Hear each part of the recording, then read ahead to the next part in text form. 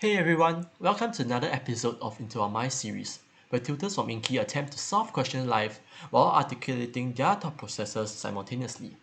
My name is Sean, and today we have another structured elucidation question to tackle.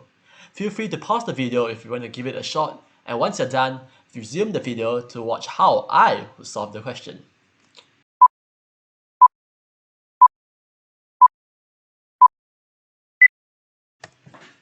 Hi, so welcome back to the video. For those who have managed to solve this question, congratulations. But for those who just want to stay back and watch how I do this question, feel free to do so now. So without further ado, let's start ahead with solving this question. So what do we have here?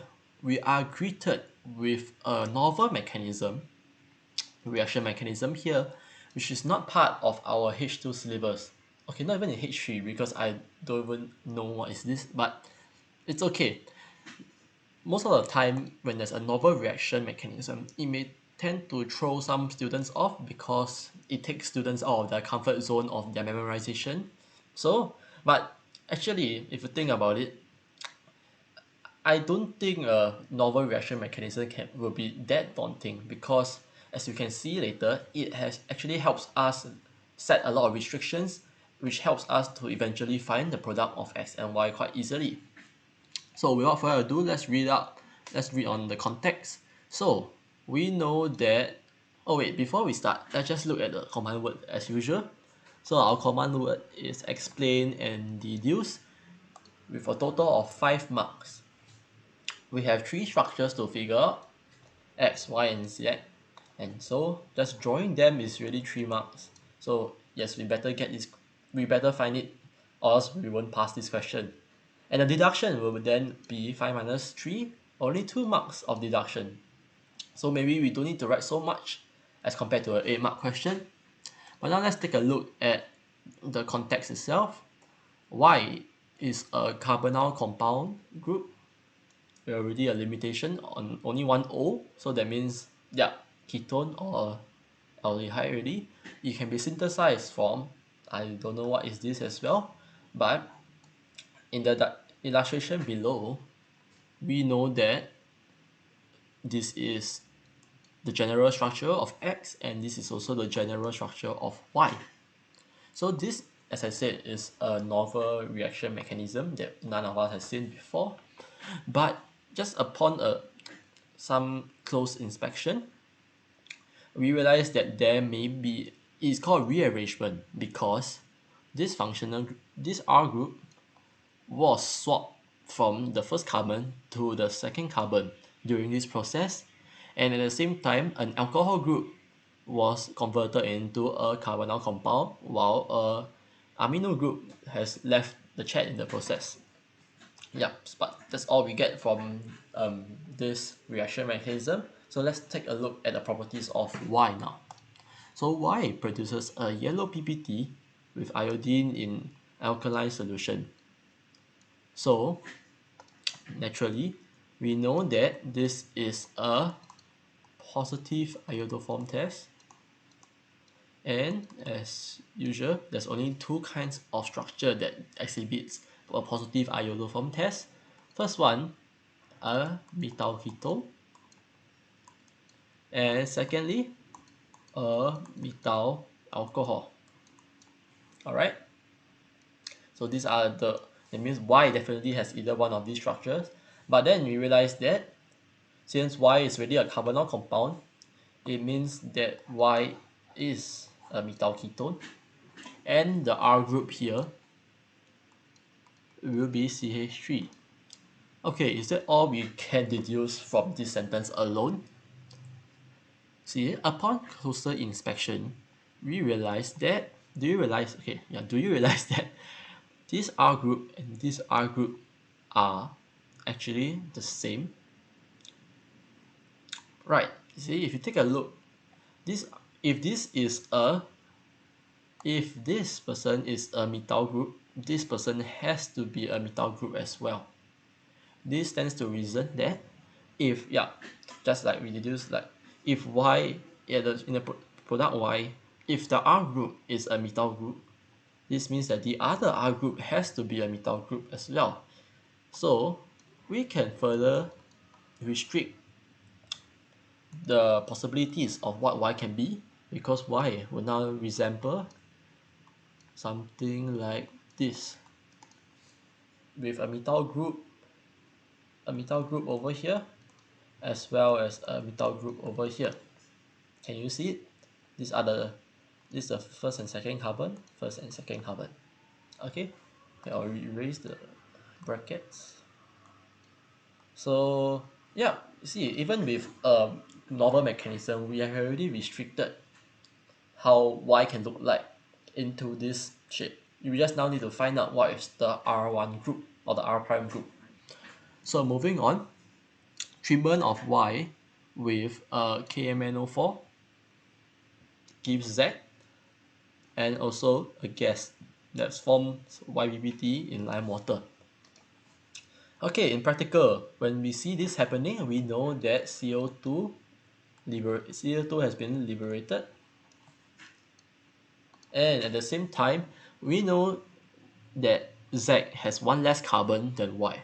So, together with the information of a hot acidified KMNO4, we can deduce that, what can we deduce? Can we say that oxidative cleavage could have occurred? Wait, screen can't show everything, but yeah, oxidative cleavage has occurred, right? In order for something to split into a CO2 as well as, I don't know what's the other side yet, but this shows that there is a CC double bond.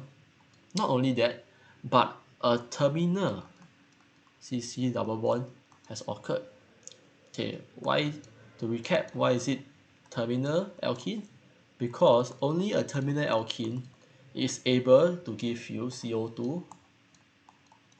Alright, so this means that the R1 group here, actually, okay, let me draw the whole structure of Y.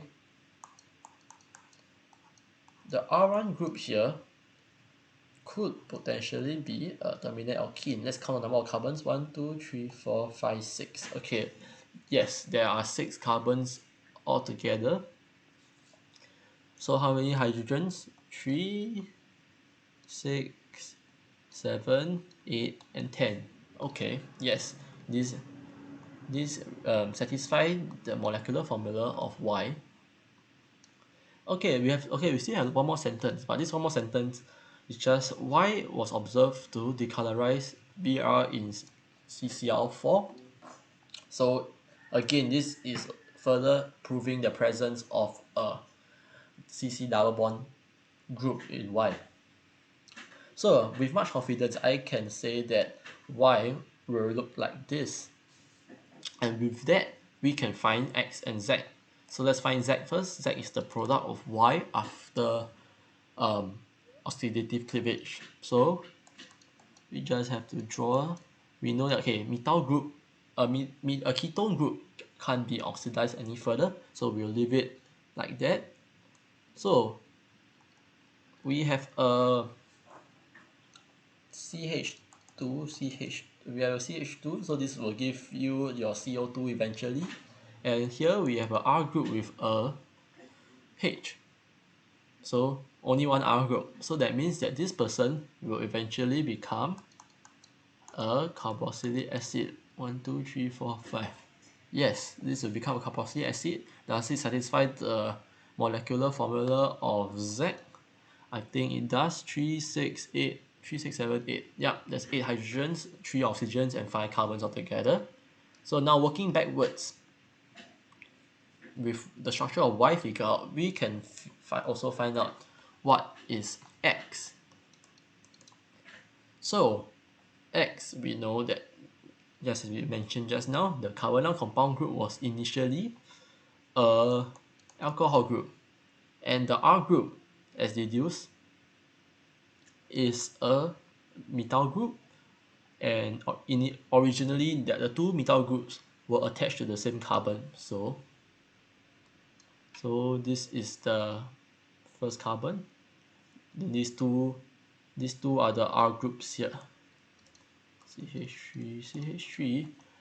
Okay, And then we have another carbon which was initially attached to the alkene group as well as a amino group. Okay, let me erase the. Okay, yes, so this looks like this. Let me count the number of hydrogens. 3, 6, 8, 9, 10, 11, 12. Sorry, 3, 6.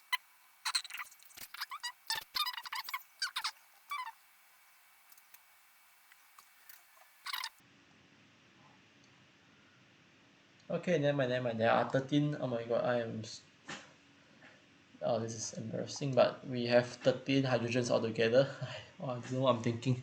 So 3 hydrogen, no hydrogen, 1 hydrogen, 1 hydrogen, 2 hydrogen, 1 hydrogen, 2 hydrogen. I think it adds up to 13. Yep, 13. 1 nitrogen, 1 oxygen, and 1, 2, 3, 4, 5, 6, 6 carbons. Okay, yes, that's all. Oh my god. Okay, okay, I'm gonna fast forward this. Yep. So we have figured out the structure of the X, Y, Z. So I will just stop this video and I will show you my answer, how I would phrase my answer.